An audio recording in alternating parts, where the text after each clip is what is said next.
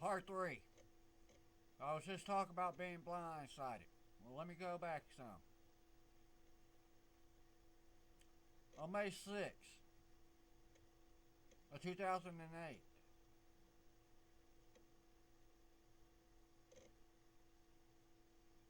at 4:45, we pull into the parking garage of Methodist Hospital.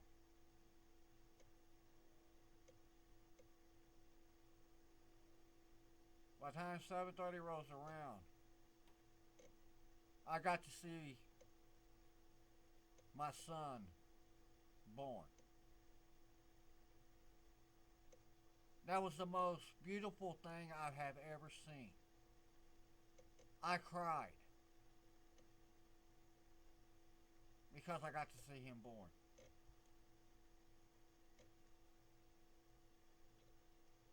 Wendy used to complain because she didn't do much for JJ.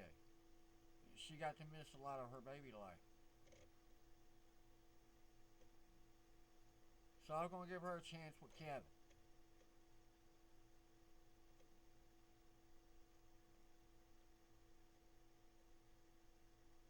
She was doing most of it. I probably changed one, maybe two diapers.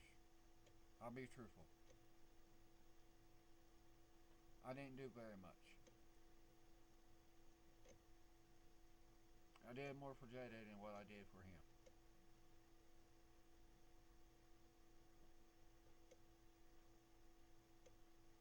Would I take them kids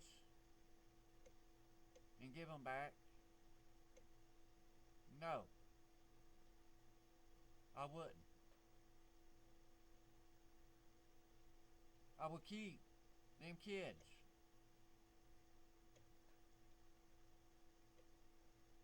If something was to happen, you don't think that they can go nuts? My nephew wanted mine, but I went nuts on him.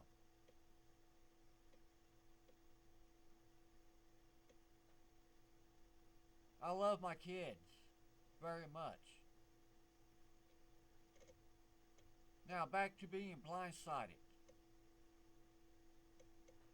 I was being told not to worry about nothing.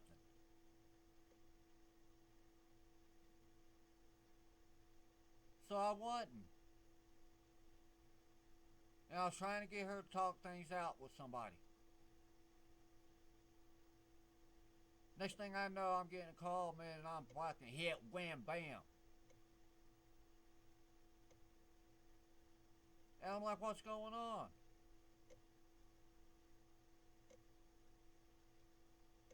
And I cried.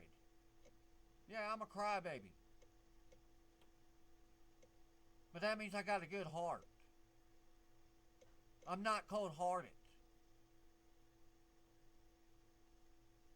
I got a conscience.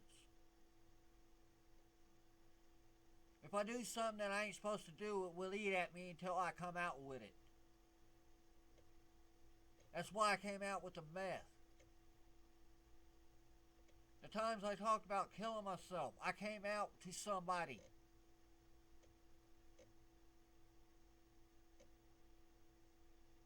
Because I know it was wrong.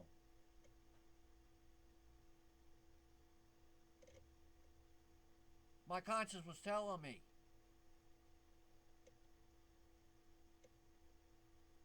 My conscience was telling me that this was coming.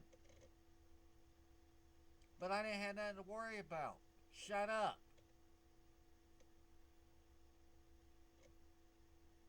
And wham.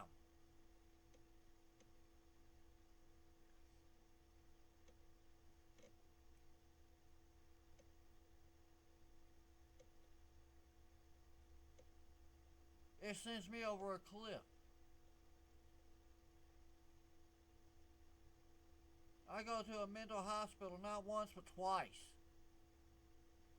First time they let me go home that night. Second time I got held for 48 hours.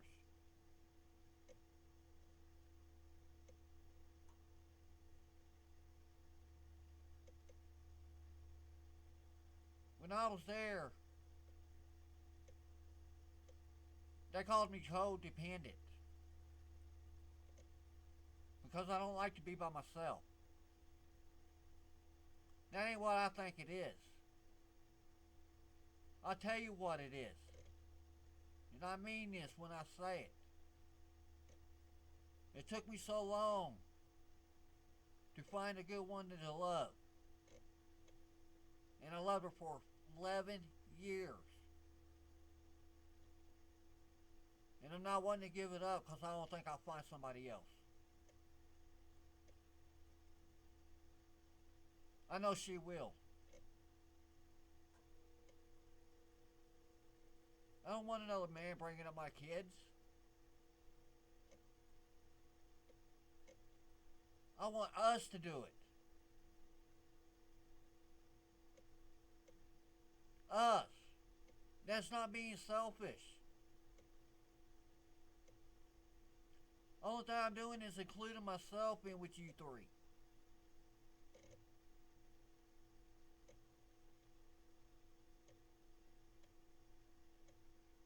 I know this is going to piss a lot of people off. But I'm just going to let my feelings roll.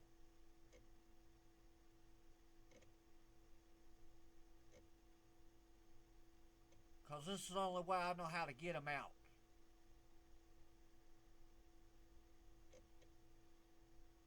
I try to tell people stay out of it. But nobody listens. And it don't make things right. I'm trying to get things fixed, not make it worse. And when people get in it, it's making it worse.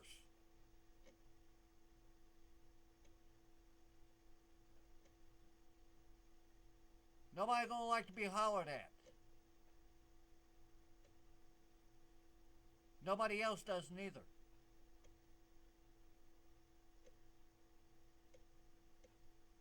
People don't like getting blamed for other people's doing. Others don't like it neither.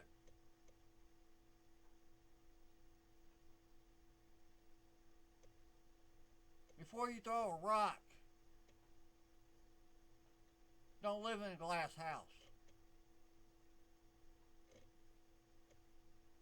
Don't say that somebody's doing something that you are doing yourself. I was told to leave things off of Facebook. And I started sending you things in private.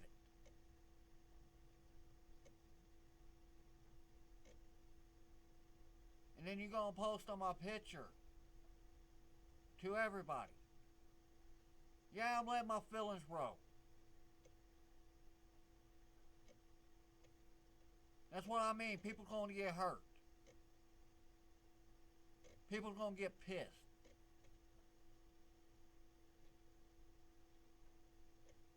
But I gotta let this fucking shit out somehow. If not, man, it's just gonna build up.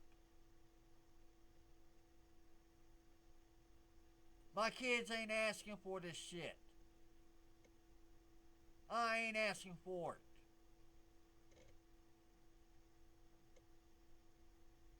A lot of people that comes up in broken homes gets hooked to drugs, alcohol, gang-related stuff. Girls get pregnant at a young age when they're in a broken home.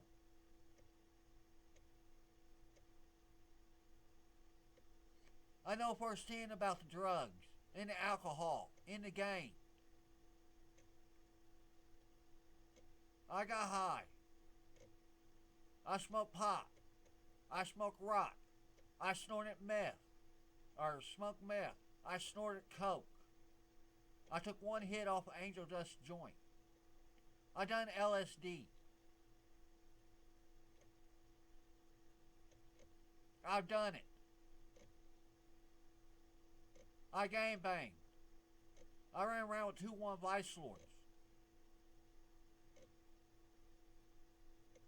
I remember walking up and asking somebody for a cigarette, and they lay down a case of beer, and one of my buddies run up and hit him and takes his fucking beer.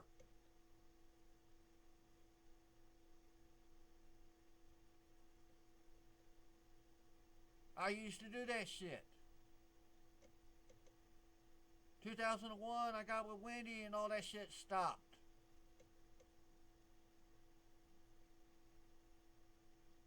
When I had JJ, I had things to worry about then.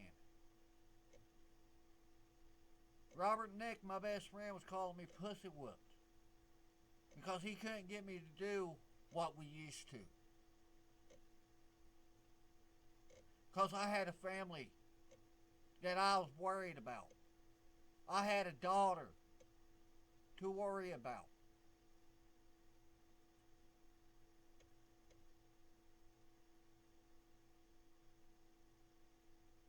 My kids ain't a burden. They're the best damn thing that happened to me. Other than Wendy.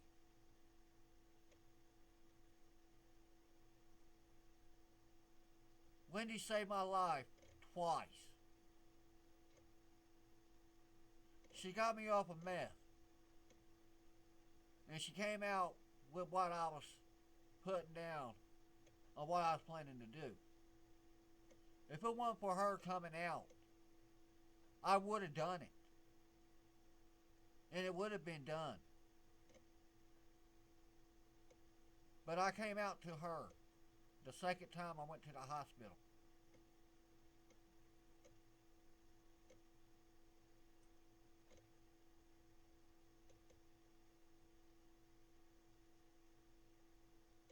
Yeah,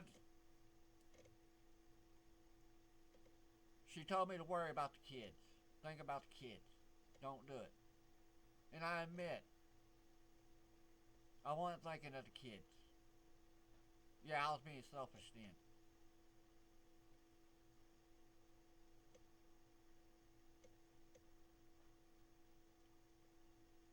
But now it is the kids. I may have done my stupid shit. But damn it, I'm still with them every fucking weekend. Since January.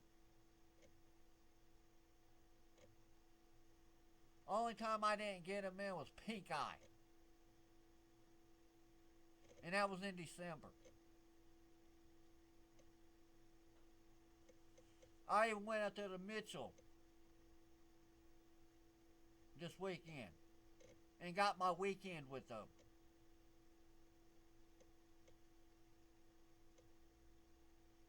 I went over there and got them tonight to take them somewhere to eat. Took them a couple weekends and got something to eat. On the way down to Mitchell, I'm blowing money and I say they're a burden. I did. But what I'm doing should speak louder than that. Because I'm doing what I need to do.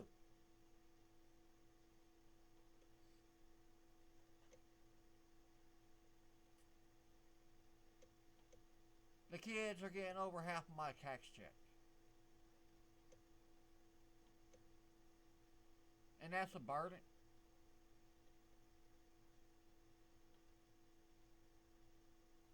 I'm not wanting to do for my kids. But I am. There's going to be a part 4.